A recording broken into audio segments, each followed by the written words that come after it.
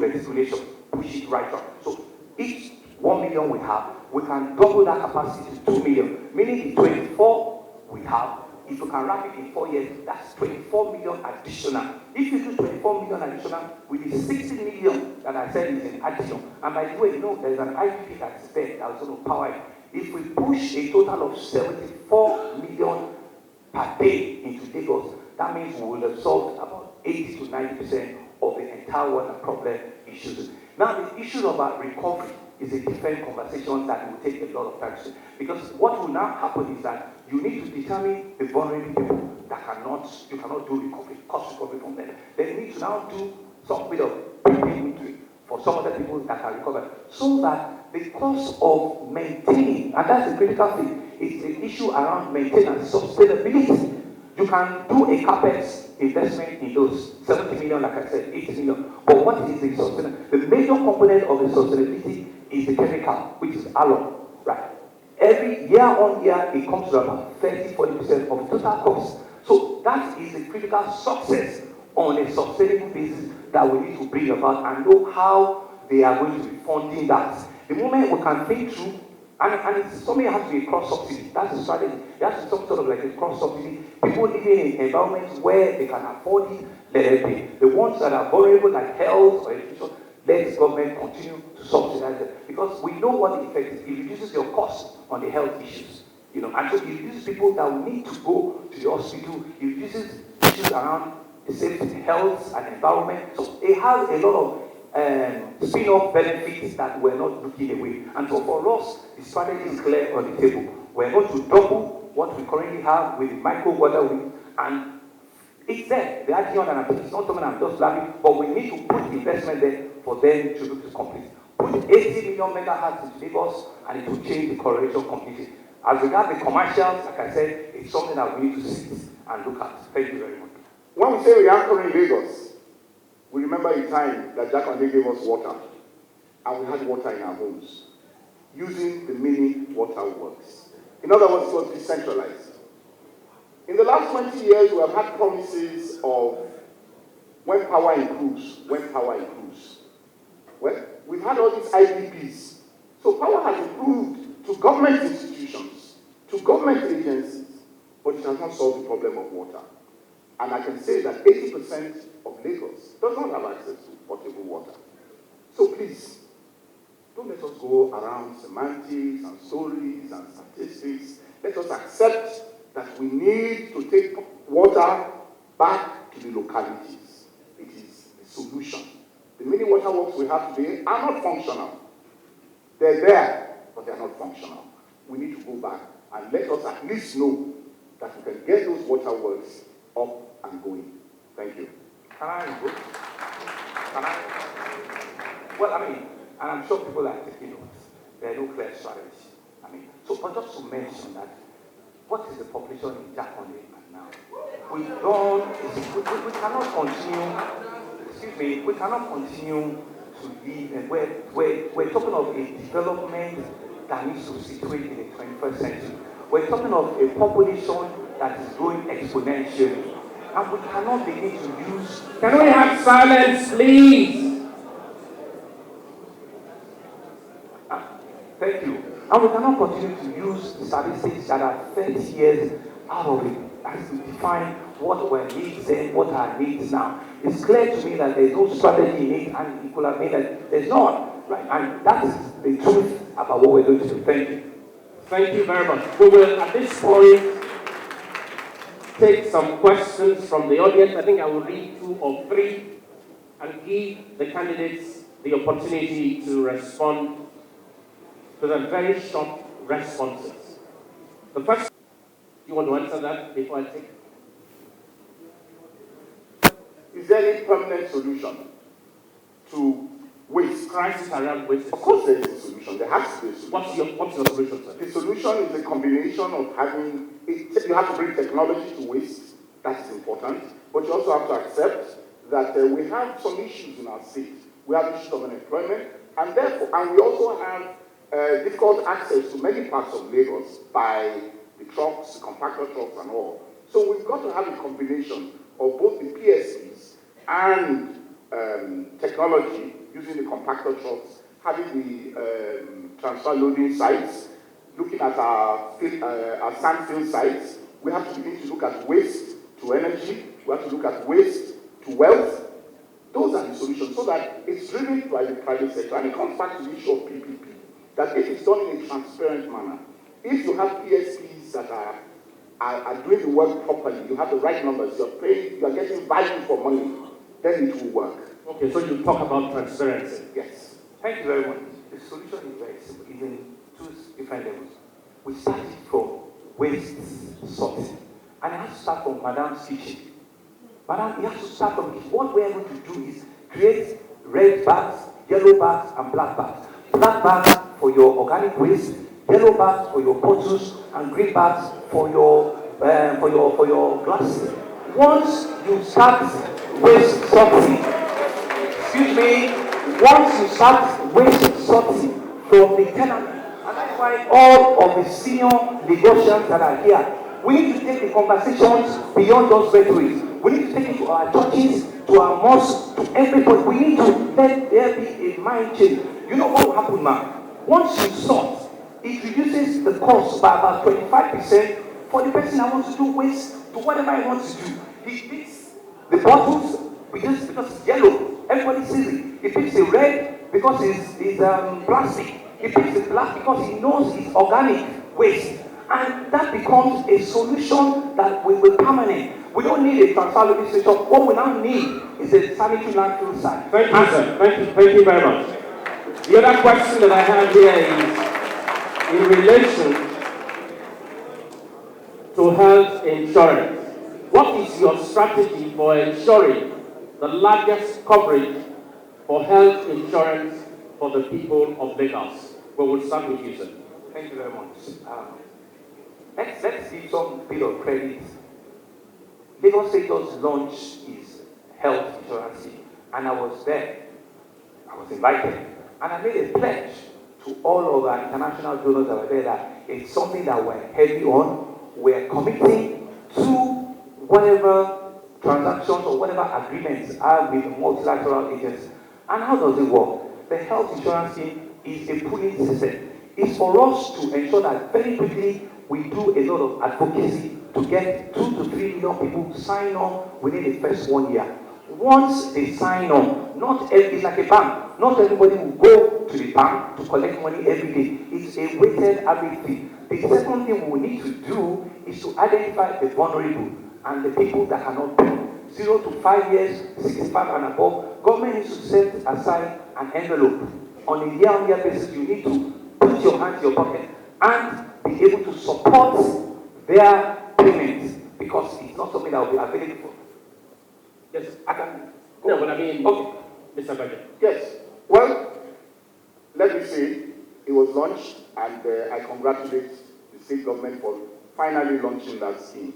Because it's a scheme that I personally have fought for the last 20 years for Lagos State. Having said that, I have one big grudge on whatever has been launched. No. What would you do? I'm saying that I believe in the health insurance. Okay. And that's why I'm congratulating them. But the health insurance that is being launched is said to be mandatory. Therefore, everybody must pay for that scheme, whether you are using it or not. I totally disagree, and if you give me time, I will place my argument before you. It should not be mandatory. You should encourage people to run it, to participate if you are running it well. What do you have with it being mandated? What do you have against it? It's additional tax, period. It is additional tax. It's another tax that comes to you. Okay, all right. Point taken. What is your... Sir, can I just report that? That's what I said. These are not standard questions. I will use my discretion to allow rebuttal. What is your strategy for supporting SMEs in Lagos, given that they are crucial pillars for economic development of Lagos State? Well, for one, as a state government, you must identify them as an engine of growth. And we have always said that we must create part of the budget of the state government dedicated to SMEs. And so in terms of procurement and all, we're saying that we're providing a percentage, and it's in our manifesto, of up to 10% for those we consider as SMEs, as youth, so that you encourage them to get into the process of doing business. You see, the challenge for government is to move a lot of people from the informal sector to the formal sector. By the time you are doing that, you are encouraging that movement to the formal sector. You have to, of course, train, because a lot of them are not prepared even for the business of the day. So we're talking about having to train them. Again, the issue of the trust fund is a good idea, and I'm not going to write it down. Maybe we can make it bigger so that more people, the small amounts of 10,000 do not really get you there. But it's something that we need to look at. So that kind of, in such ways, you are able to encourage the SMEs to be part of the process. Thank you, sir. Thank you very much. The state government currently have the Lagos State Employment Trust Fund. And I would comment and say that this is the biggest fund in the country that has disbursed the money. It disbursed and has #1 million to some MSMEs. Right, but this is the challenge. Over 48,000 people have applied in the last 2 years, and they've been able to disburse just about 10,000 beneficiaries. So what we're going to do is, we're asking, what is the issue? Is it the condition precedence that is high for them, or is it the envelope that needs to be improved? So if there are too many stringent bottlenecks there, let's remove them. Let's double and triple that number very quickly, right? And let's increase the budgetary provision to that. It's a system that they've been able to reinvent very well, and everybody internationally are even commending. So what I'm going to do is to put up a system where there's a lot more people that come in. Like I said, over 40,000 and apply. So what has happened to the 30,000 remaining? So push them in. If they don't have all of the credentials, so let's reduce those credentials, but let's be able to tie up a bit of the user. But also the envelope side, put more budgetary provision to it. So there will be a lot more access, and there will be a lot more funding coming to it, because you really don't need to throw away the baby and the bathwater. It's working, but we just need to wrap it up a lot more. Thank you. 2 quick questions, and then we will return to my panel. Gender representation. What would you do as user? Thank you. For gender, I humbly would say to you that 60% of people on my economic team right now, they are female. And it's deliberate. It's because I know that they are not only competent, they are not only capable, they are also very trustworthy. And they implanted it in my economic agenda to say that this is part of the things that I need to implement going forward. In fact, we're negotiating with them to make sure that, they even give us a bit of space. So what am I saying? They are heavy on a lot of the various things we're going to be doing. Apapa, like I said, there's a place they used to park the trailers now. Which is now, I think, is 8 people, I don't want to mention it, that have pushed them out. I don't know the commercial entity that brought about that decision, but we need to reach out to NPA and at least say to them that let us even give them some other leadway. If you can push 1,000 back into the ponds and give them some bit of breach pipe, we will have solved largely the problem on that. That's one. The second thing is that I'm aware that the state government is talking to the association, the drivers and the owners of it, and they have identified a land, towards Eternity or something. I think they're trying to clear out the title, right? We're hoping that they can quickly resolve that and they can push them out. The third solution is to do what we call a pooling system, right? Let's talk to Ogun State, let's take them out of Lagos again, where you can do a 50 request or 100 requests. We don't need more than 50, so let 50 come. We don't need more than 75, so let 75 come. So that we don't need a situation where 1,000 are on the road. And finally, is to have tough conversations with the owners of those trucks. Tough conversations. Thank you, sir. Thank you. Well, on gender, can I just ask my deputy governor candidate to stand up?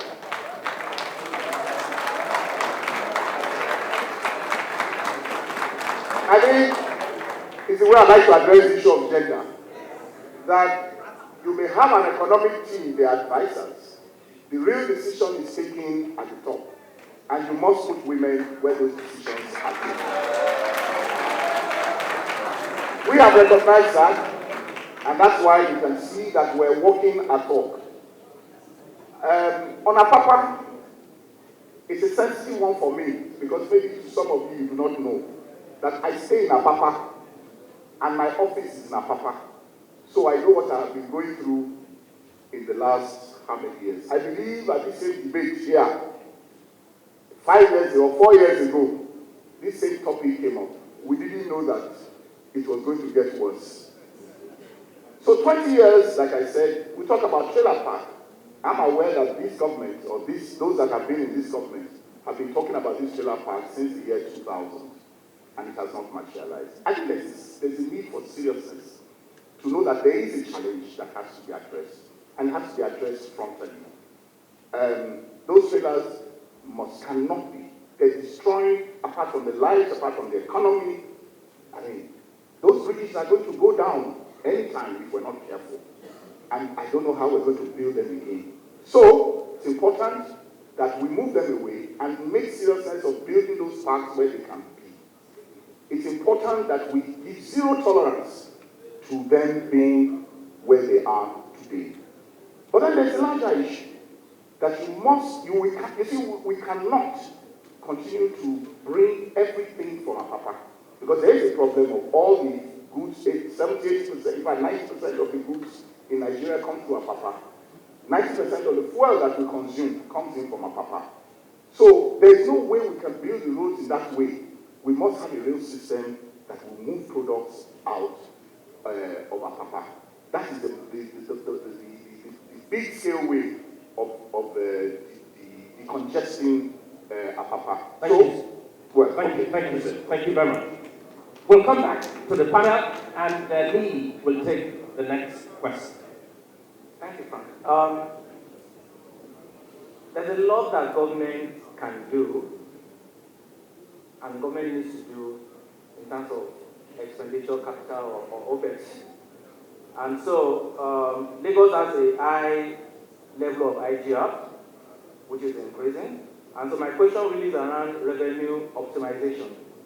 You'll be aware of the controversies trailing the collection of taxes, levies. What new approaches do you hope to bring to reduce the leakages in revenue collection and to reduce the cost of revenue collection? Well, I think in terms of reducing the cost of leakage, it's still going back to technology. It's not about having some agency taking a percentage of every income that comes into Lagos.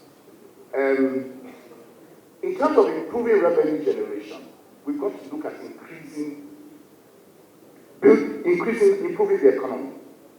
Because with greater economy, with the bigger economy, then there's bigger income for Lagos. What you have presently is a situation where that is not working.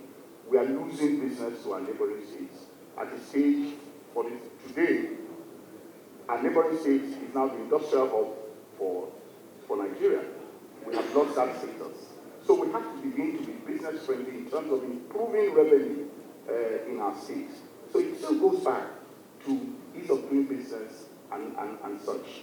So in terms of technology, it's easy to handle that. In terms of also being partners with the private sector, like I said, because apart from tax, apart from pay and all, Lagos derives a lot of money from its regulatory agencies. That is allowed, but it must not be seen as the first priority of the regulatory agency. It must first be about regulation before revenue. And that's, looking at, in terms of revenue, our land charges, are astronomical. But then what value do you get for it? So even when you pay these high sums, it still takes you a year, 2 years to get your title. These are things that we need to look at in terms of how we're managing our revenue. Thank you very much. Regarding revenue generation and all of it, I think we need a lot of innovative ideas. We need to think and really think out of the box. I can say that we really don't have a whole lot of people that we're meant to have on the tax net. And when I say tax net, it really doesn't mean that any big company, just individuals. There's a huge number of people that are not there. And the question is, which one happens first? If they believe that government has not served them well, then one will not come forward. So it's like you need to break an egg before you can eat an omelette. So we need to wrap up the development in a whole lot of those areas.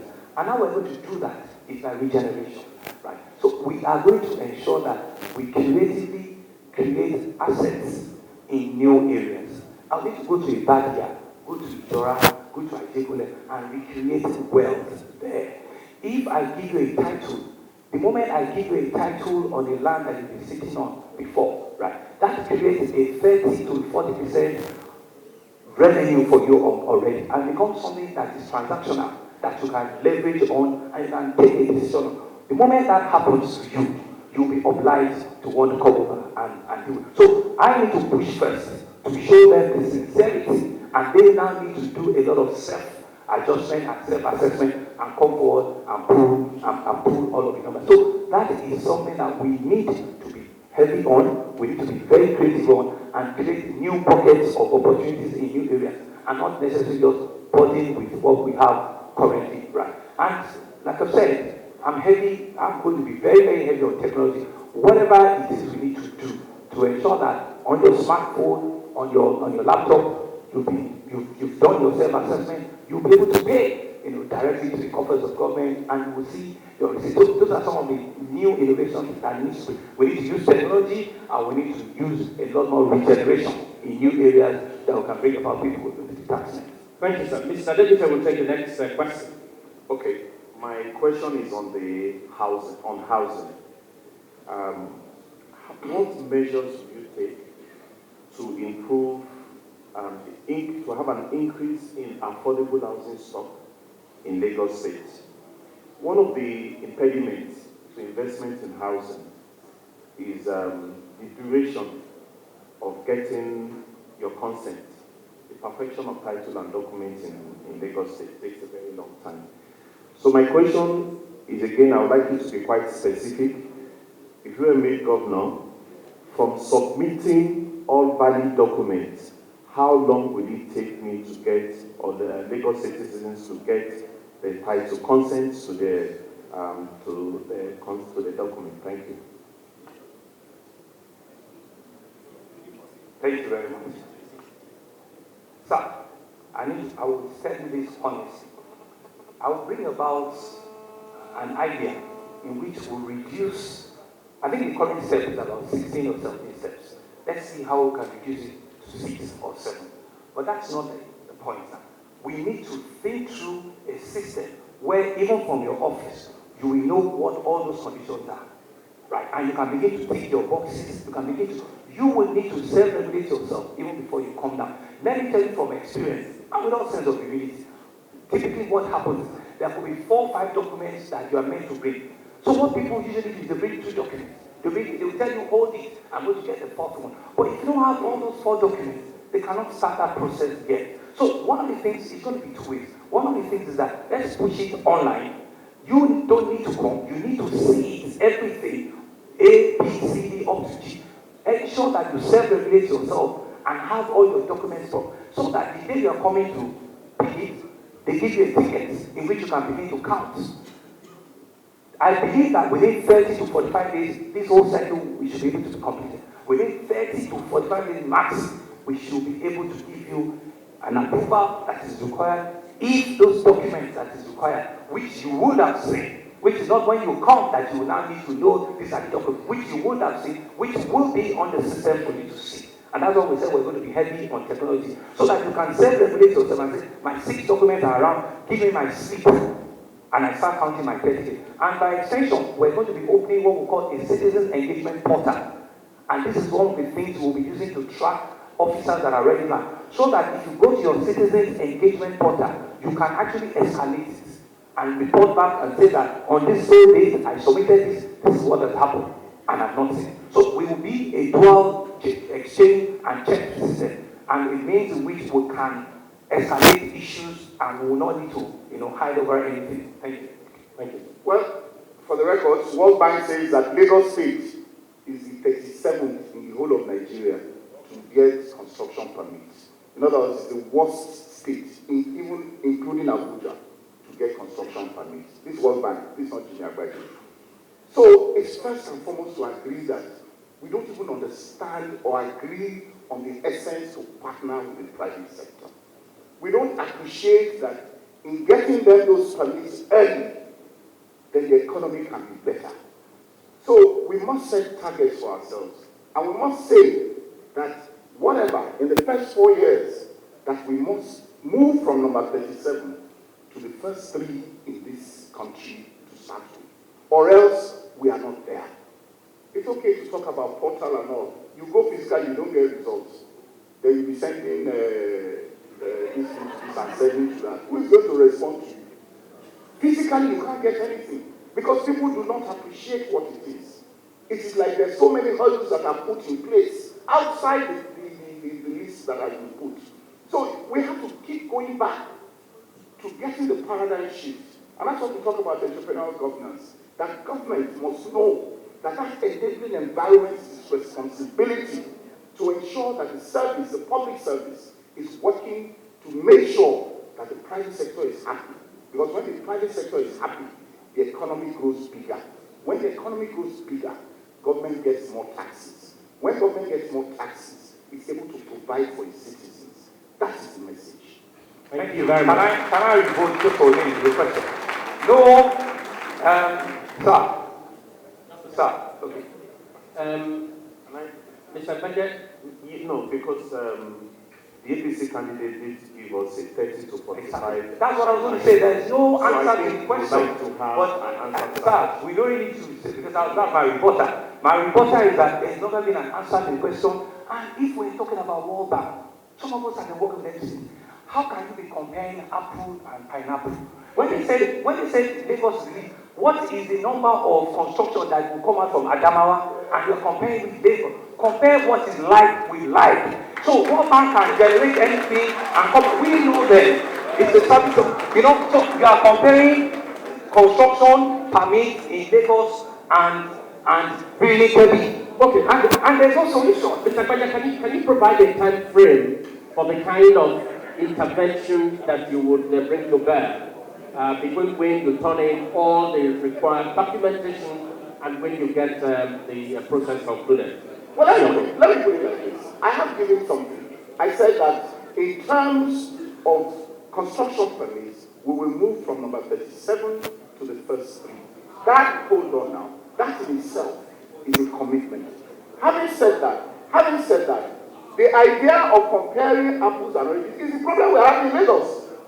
We're sitting down and saying we are not like, so we can afford to be number 37 in construction permits because we're not like these other states. The people that are looking at us who want to come to our country are not looking at it like that. That is the reality. Okay. Thank you very much, sir. Thank you. I think that there will be other opportunities to pursue this further. And for those who are here, I'm sure you can remember many years ago, we will wake up at 12 midnight, or maybe send our drivers to the embassy to wait for us so we can get a place on the queue to get a visa. Today, we don't even need to go there anymore.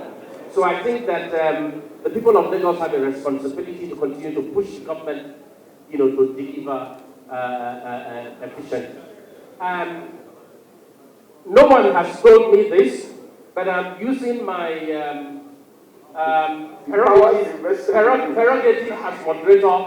We're going to have a break.